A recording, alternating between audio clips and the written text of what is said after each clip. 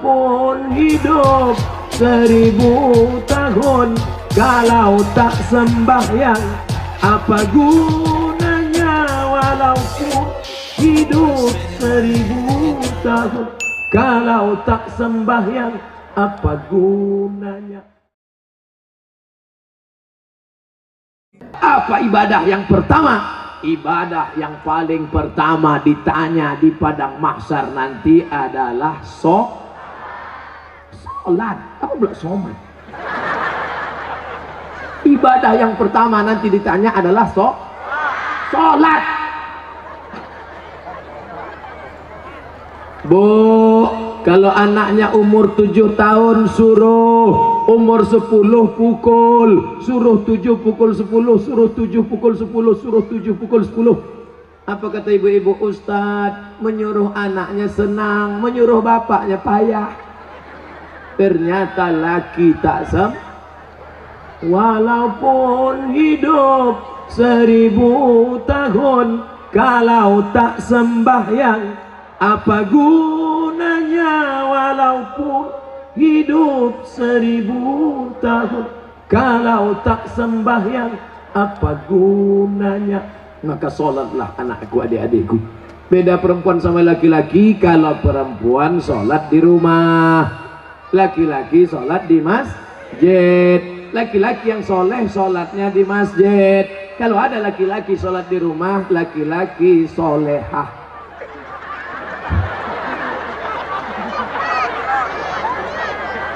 Lama sudah saya berceramah, baru inilah SpongeBob datang.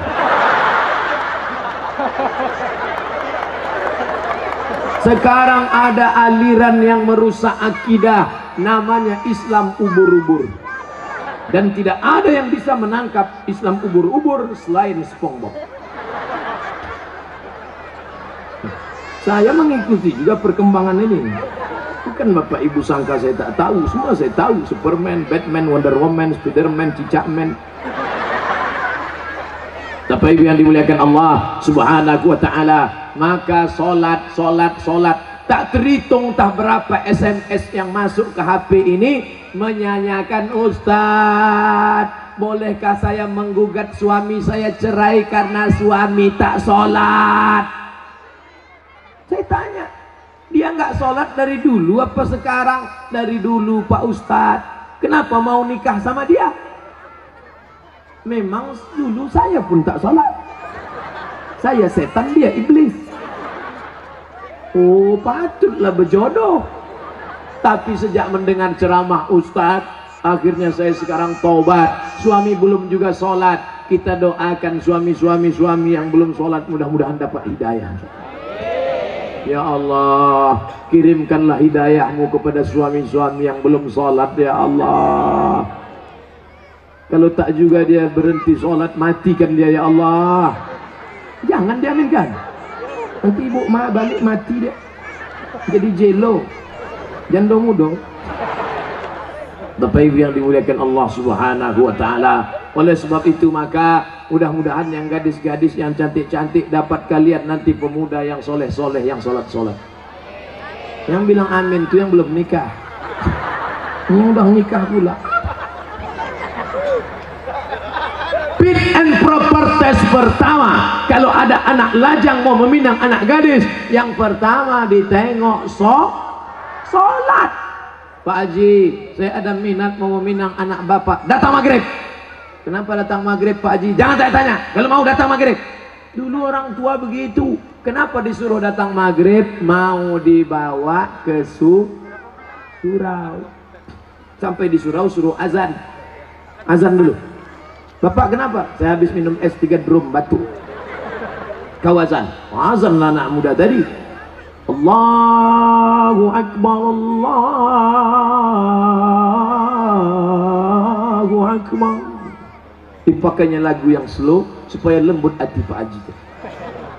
Agak-agak merayu sedikit. Hayya 'alas shalah.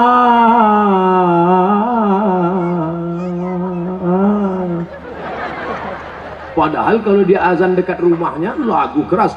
Hayya 'alas shalah. Tapi khusus untuk calon mertua nih pakai lembut. Pas doa terakhir, Allahumma rabbah hadhihi da'wati wassalam. Hati Sayyidina Muhammad. Pak Haji itu pun mendengar, luluh hatiku. Yang pertama kali ditengok sholat. Pokok pangkal kehancuran sekarang karena calon mertua tak menengok sholat menantunya. Yang pertama ditengoknya apa? Besok datang ke kantor jam 12 siang. Kenapa? Mau dites bisa nyetir punya mobil apa tidak. Betul? Apa pula betul? Salah lah. Dibuka gorden, calon mertua yang perempuan menengok, mana calon mantu kita Pak? Itu yang datang pakai kap 70, jangan terima, kunci.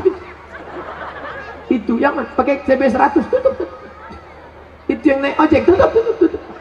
Itu yang naik Alphard, wow. Itulah yang nampak aku tadi malam. Jadi kita tanya, jangan tanya-tanya, terima aja.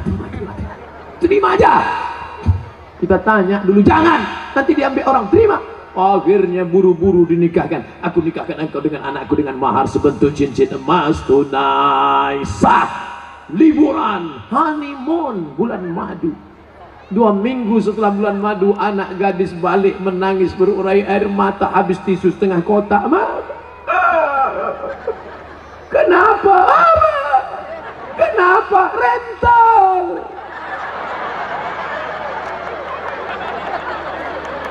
Makanya pokok pangkal yang pertama ditengok adalah sholat. Tenda ini kenapa bisa tegak berdiri kokoh? Kenapa? Karena ada tiang 1, 2, 3, 4, 5, 6, 7, 8, 9, 10 tiang dari depan ke belakang 10, 100 tiang. Tiang segala ibadah adalah sholat. Haji bolak-balik ke Makkah tapi tak sholat, tak ada guna haji. Hajinya haji mabur. Makanya tak ada perubahan. Duit banyak, sawit banyak, duit banyak, pergi haji. Heran saya nengok Pak Haji itu Pak Ustaz. Kenapa? Tak ada perubahan. Dulu sebelum berangkat haji pakai celana pendek, setelah haji tak bercelana sama sekali. Tak ada perubahan. Bangga kita melihat polisi sholat. Polisi pakai seragam sholat di masjid. Allahu Akbar. Langsung saya panggil anak muda. Tengok tuh, polisi aja sholat. Apa ibu-ibu pun dipanggilnya anaknya. Sini nak, tengok tuh nak, polisi sholat. Ayah kau baru hansip dah tak sembahyang. Mohon maaf Pak hansipnya.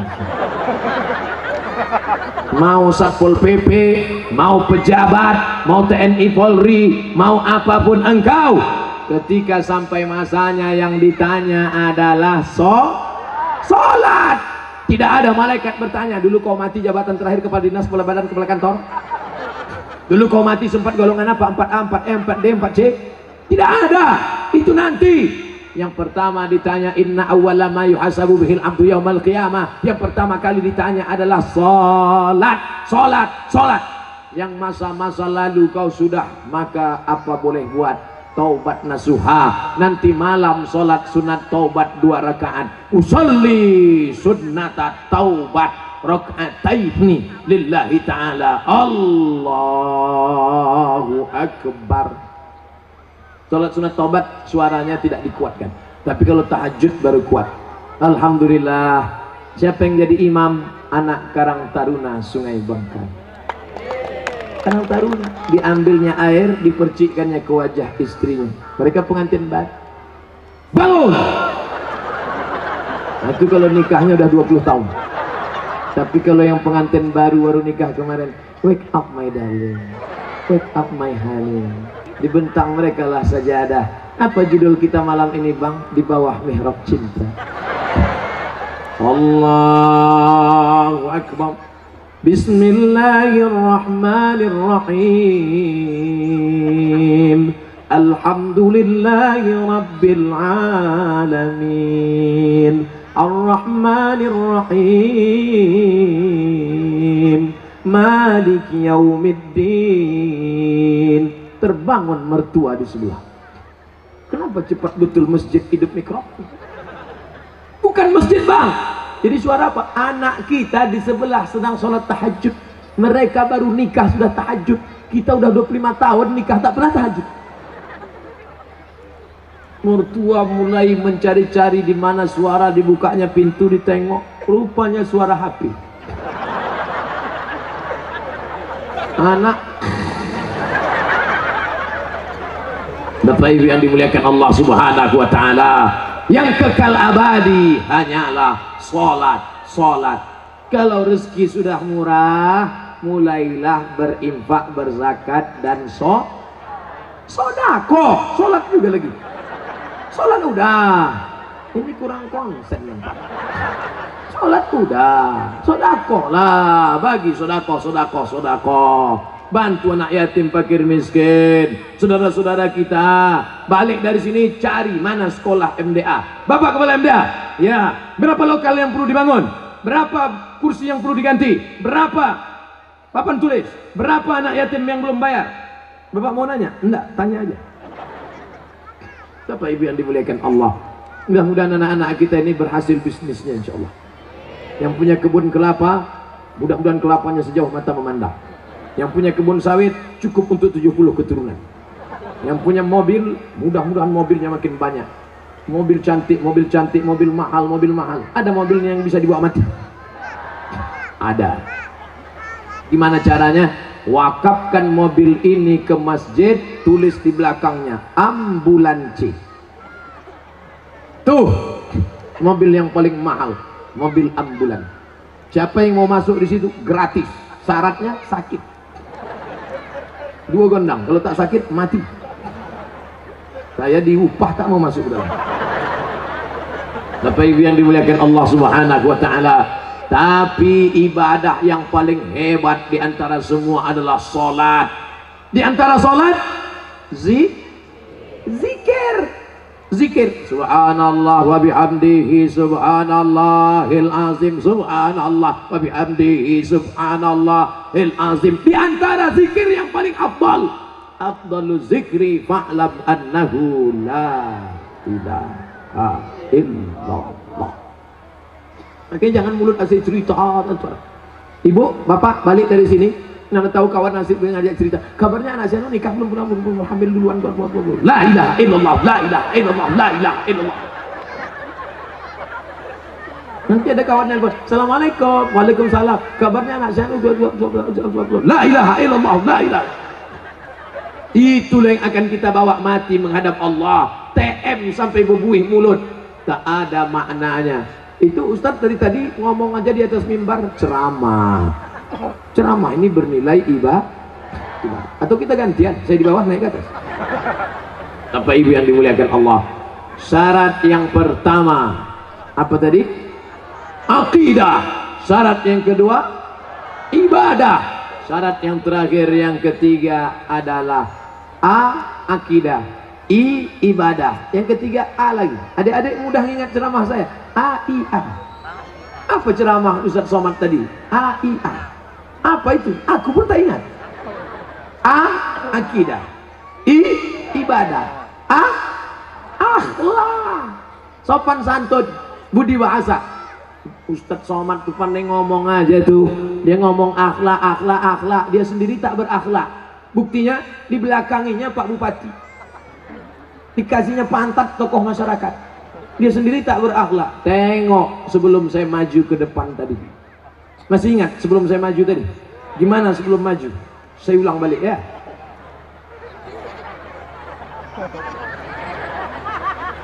Nampak? Saya gini dulu. Ini tak pernah saya pelajari di Mesir, tak pernah saya pelajari di Maroko. Salam ini dapat dari mana? Mahabharata.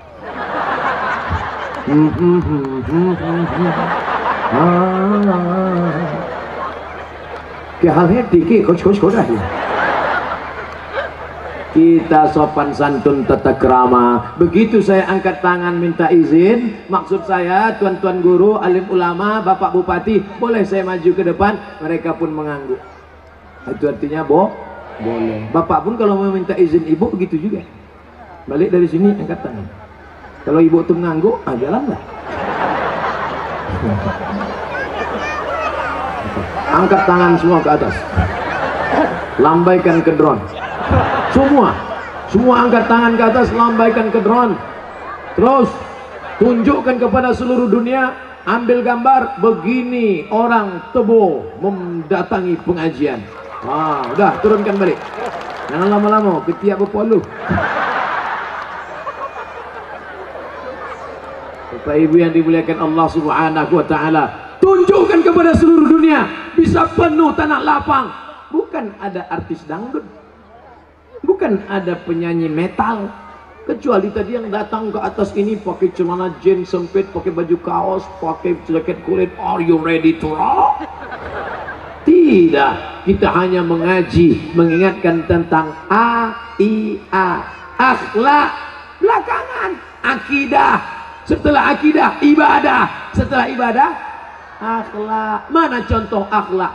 Laki-laki perempuan tak boleh campur, laki-laki semua, tak ada perempuan. Sikit-sikit apa? Perempuan semua, tak ada laki-laki. Itu menjaga keamanan. Itu akhlak yang pertama. Tak boleh campur aduk laki-laki dan perempuan. Semua yang perempuan pula bertudung panjang, tudung labuh, tudung panjang. Ada yang tak bertudung, oh laki-laki. Coba perhatikan, anak kecil pakai jilbab, anak kecil berjilbab panjang. Di luar sana nenek tak berjilbab, nenek pakai baju you can see, kamu kan bisa see, menengok, kamu bisa menengok ketiak nenek macam leher untung, lambai bagayun, bulu pun tak tumbuh. Awak menengok sekali hilang selera makan 3 hari. Itu namanya dosa kering. La ilaha illallah Muhammadur Rasulullah. Tapi di Tebo, lihatlah anak kecil pun berjilbab, apalagi orang tua. Jilbabnya jilbab panjang pula. Jilbabnya panjang. Coba tengok, panjang menutup. Menutup. Panjang.